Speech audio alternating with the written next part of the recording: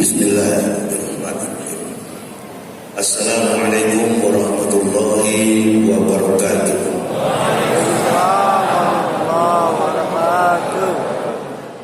Alhamdulillah. Alhamdulillahillazi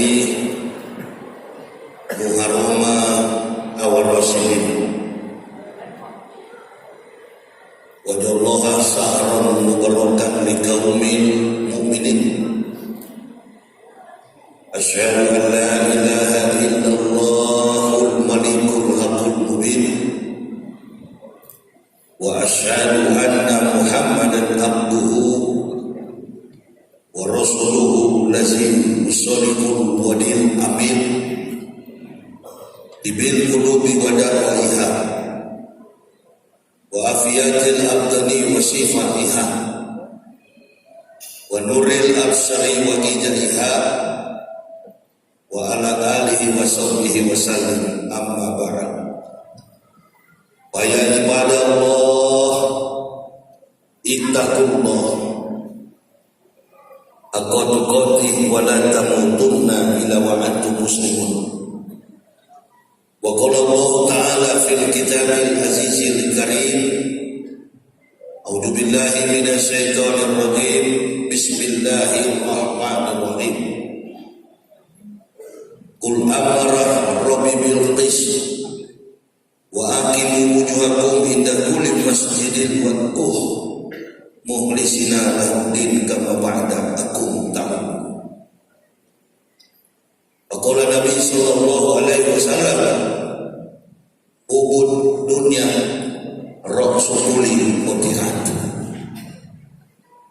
Ibu bapak, saudara-saudara rahimakumullah, yang kami hormati, yang kami muliakan,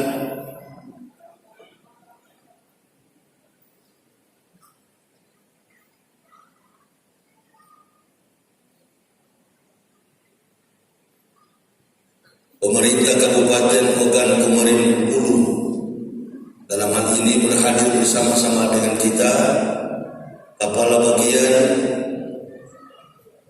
Kesejahteraan Pemda Kabupaten Oku,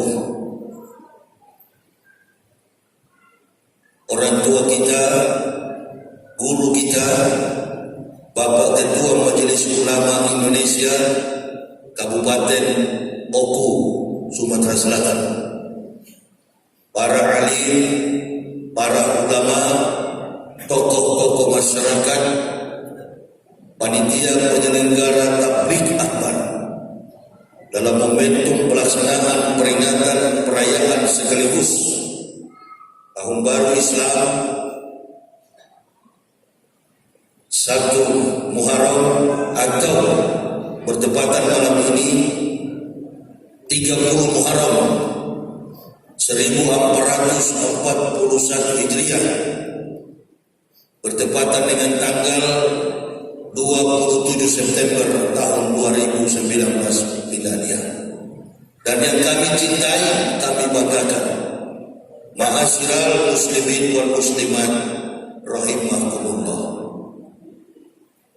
bersyukur kita kepada Allah Subhanahu wa taala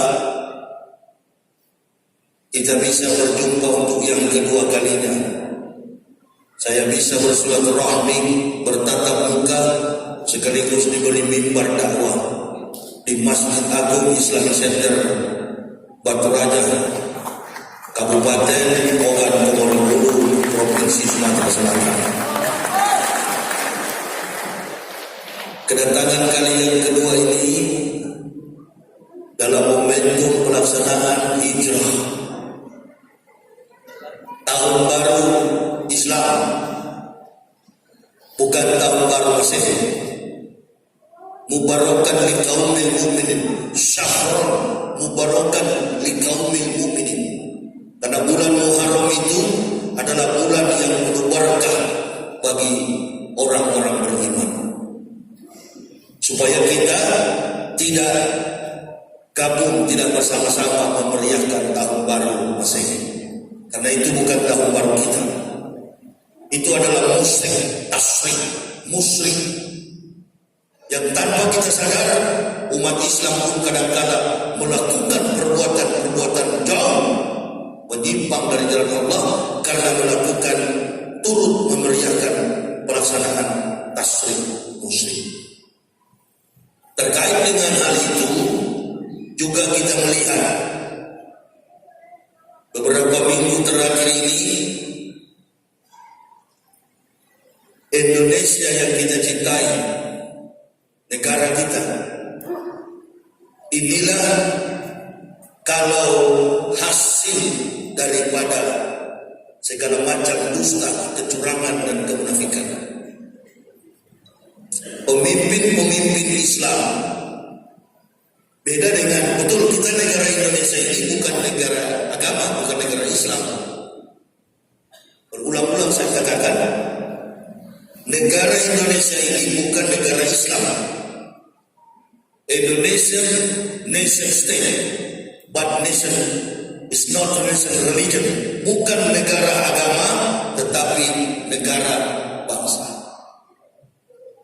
Tapi dikenal oleh dunia, Indonesia ini adalah pemeluk penduduk terbesar di negara kita, Islam. Kalau penduduknya mayoritas Muslim dalam sistem demokrasi yang memerintah memang harusnya mayoritas. Amerika saja 700 tahun baru boleh orang-orang kulit hitam memimpin, termasuk Obama. Demokrasinya lama, 700 tahun. Kita baru 74 tahun merdeka. Metro TV bahkan ini mulai panas. Mesti hati-hati sekarang. Ini malam ini saya nggak marah-marah. Kemarin saya marah-marah karena si kafir itu mau ganggu adik saya. Mau lawan saya lagi, innalillahi. Kasihan. Belum apa-apa di Sidoarjo berkoar-koar batal ke debat. Mana ada yang berani? Saya baru masuk di masjid sudah dikasih tahu tadi oleh MC. Ustadz Yahya Waloni itu dedengkotnya mbahnya dan tuanya kafir, kan begitu. Jadi saya ini mbahnya kafir, kemudian melawan. Otakmu itu dulu saya yang ajar sehingga kau jago berbohong, kan begitu. Itu kemarin marah-marah, sekarang ini nggak marah-marah saya datang pelan-pelan.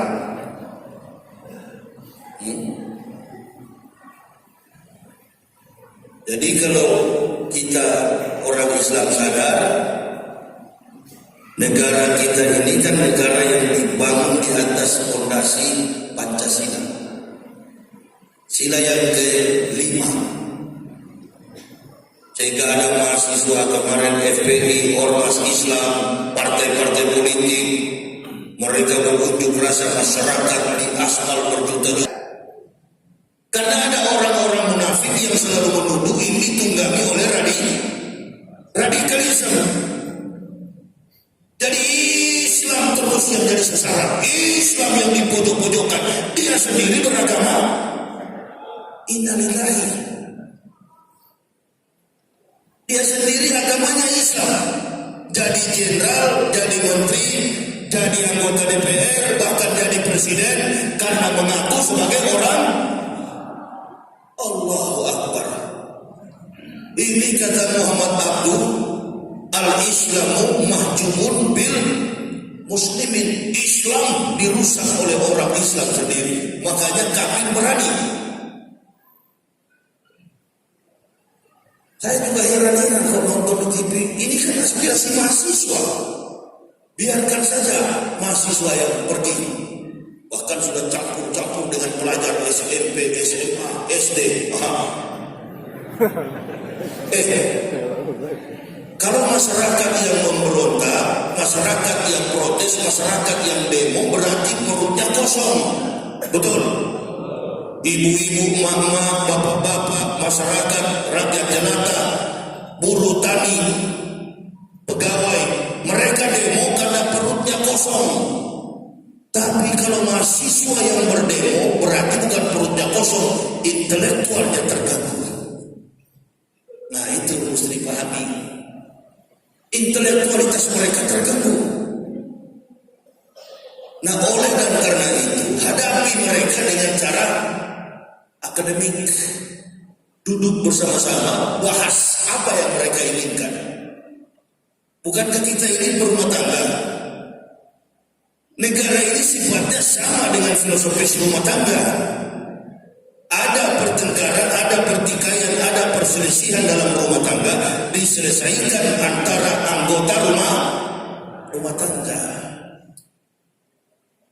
Tapi tetangga saya dulu pernah itu, suami istri, ibunya sibuk arisan, bapaknya sibuk bisnis, anak-anak di rumah ditinggalkan, berkelahi. Nah, itu ada yang tanya di belakang, Ustaz, bagaimana dengan Papua? Oh, lain lagi, kalau Papua itu sifatnya politis. Bisakah dalam rumah tangga itu ada anak-anak yang berkelahi? Ya, itu politis. Tapi kalau mahasiswa, Allahu Akbar, itu adalah karena intelektualitas mereka terganggu. Mereka terbelajar yang siang malam dengan hukum, dengan kalkulasi, matematik, akademik, yang mereka yang lebih tahu. Jadi ketika pemerintah menurunkan fatwa, menurunkan aturan, menurunkan undang-undang atau anggota parlemen, maka di sanalah ada ruang pembahasan. Ayat yang saya baca tadi dalam Quran surah Al-A'raf, Qul amara rabbi bil qis wa aqimu wujuhakum inda kulli masjidin wad'uhu mukhlisina lahu din kama ba'dakum ta'malun. Dan Tuhanku memerintahkanku untuk menjalankan keadilan, atau dalam sila kelima, keadilan sosial bagi seluruh rakyat Indonesia. Gak adil selama ini. Orang Islam disepelekan, orang Islam dianggap aspirasinya radikalisme, sementara dia beragama Islam. Innalillahi. Siapa yang bermain kalau bukan walan tado akal Yahud? Wala nasra hatta tatabi'a millatahu la tazidana asala nasib adawatan lillazina amanu yahuda wallazina asyraku. Saya lihat di spanduk itu ada Gubernur Sumatera Selatan dengan kiai yang rambut besar itu. Tabligh akbar orang tadi. Mana ini kiai-kiai yang kemarin pro Pak Jokowi? Bersuara dong. Jangan dibiarkan kepada kami yang kampret ini. Udah malam ini kan sudah selesai dicebong sama kampret ya. Stop. Di sini pasti ada cebong, ada kampret. Berhenti sudah itu. Kompas saja yang cebong kemarin, gambar hidungnya Jokowi, Pinocchio. Kompas. Kompas yang suka nyeleneh, Kompas yang suka nyinggung, Kompas yang tidak suka dengan FPI, dengan ormas Islam, dengan ustaz-ustaz seperti saya radikal. Itu nggak suka dia. Nah, sekarang sudah sejalan. Sampai menggambar hidung Jokowi, Pinocchio. Pinocchio itu tokoh pembohong. Jadi kalau sudah begini, ayo Ambon 6,8, beberapa ratus gedung sudah roboh. Malam ini katanya ada ancaman, bahkan bukan cuma prediksi, sudah ancaman 9, skala Richter akan menerjang pantai selatan Pulau Jawa. Ayo. Jadi kalau ini pemerintah di tengah-tengah, di sini ada bencana, di sini ada mahasiswa, saling kepung. Ma'asaba min musibatin illa bi'idnillah. Tinggal tunggu kapan Allah perintahkan malaikatnya goyang. Mengerikan sekali, menakutkan. Sepanjang jalan saya berjalan menuju dari Jakarta menuju ke sini membawa mobil, itu yang saya bahas dengan istri. Bahkan kemarin kami di Medan, 1 minggu di Medan, sementara duduk di Hotel Madani Syariah, seperti ada yang lewat di bawah tanah itu, goyang hotelnya, gempa. Ada tanda-tanda. Kalau kekuatan manusia sudah tidak mampu, awas. Karena di dalam hadis Nabi sudah berkata, tertibnya dunia bergantung kepada 4 orang. Qiwamud dunya bi'arba'ati asal. Tertibnya dunia, qiwamud dunya bi'arba'ati asal. Tertibnya dunia bergantung kepada 4 orang. Yang pertama, bi'almi ulama'i, ilmu para ulama. Yang kedua, bi'adlil umara, adilnya pemerintah. Nah sekarang ini kan ustaz-ustaz ini sudah jarang muncul. Giro keislaman dalam tanda petik dakwah makin lemah. Yang ada cuma kumpul di masjid, sholat, haji, umroh, sedekah. Itu sudah makanan hari-hari. Yang sekarang Allah minta kepada kita, ya ayyuhallazina amanu intansurullah.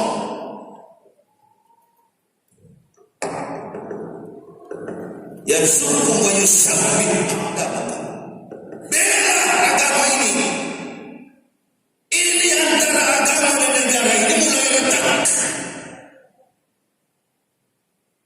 Masya Allah. Bangunan kekuatan keberkahan Indonesia ini bukan karena Kalimantan yang kaya, bukan Sumatera yang kaya, bukan Papua, bukan Aceh, bukan Sulawesi. Indonesia ini kaya karena umat Nabi Sallallahu Alaihi Wasallam, umat Islam.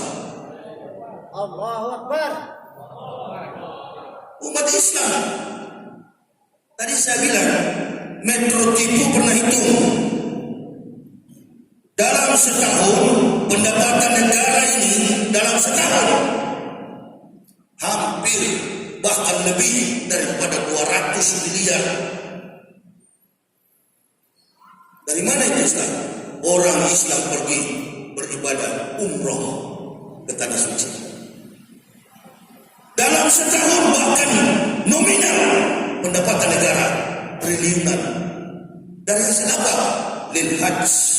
Orang Islam melaksanakan ibadah. Ini kafir-kafir ini ada apa bagi negara? Ayo. Ada apa? Jual babi. Kan begitu. Jadi keberkahan dalam satu negara itu bergantung kepada adilnya bi'adlil umara, adilnya pemerintah. Sila kelima keadilan sosial bagi seluruh rakyat Indonesia. Itu saja saya WhatsApp. Masyarakat dilempar batu, polisi dilempar batu, bahkan sampai saya nangis. Di Papua sana itu ada kakak saya polisi.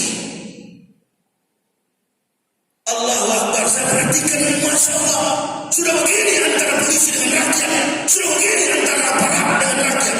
Siapa yang bermain? Allah Akbar. Kita sama-sama cinta kepada negara ini. Stop arogansi politik. Ada sesuatu persoalan dalam kehidupan masyarakat diselesaikan secara persuasif Islam. Dan jangan Pak Jokowi ente tidak adil kepada umat Islam. Hati-hati, jabatan itu hanya tiupan.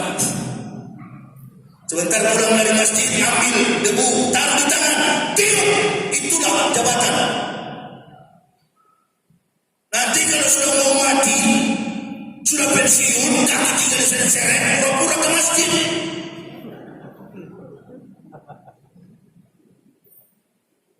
Sebelum mampus kau, sebelum siksa kau, jalankan keadilan itu. Umat Islam ini umat yang paling toleran. Peneliti terorisme dari Sydney, Australia, peneliti terorisme dari Amerika, mereka mengatakan Muslim terbaik di dunia, Indonesia the best, is the best, terbaik dan yang terbaik.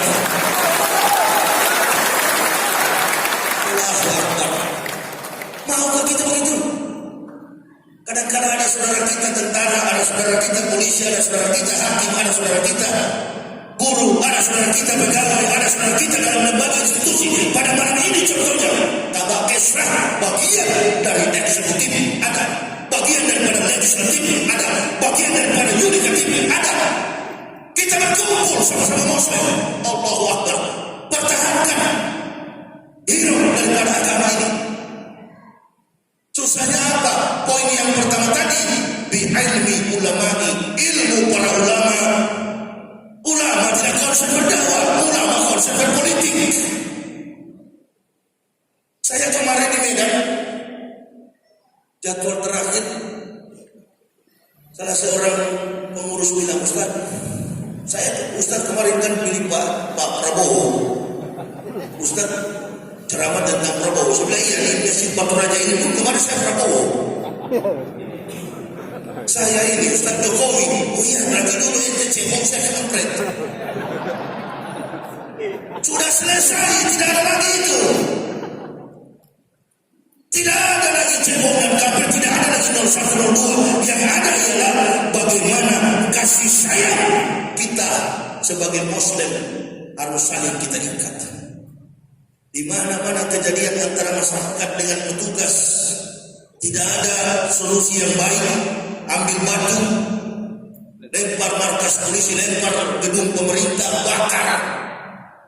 Kenapa? Ini adalah perbuatan orang-orang yang ingin memecah belah persatuan negara kesatuan Republik Indonesia, NKRI. Ya, mudah-mudahan saya bilang itu Tablik Akbar yang rambut besar, kiai rambut besar itu, dia juga bicara seperti saya.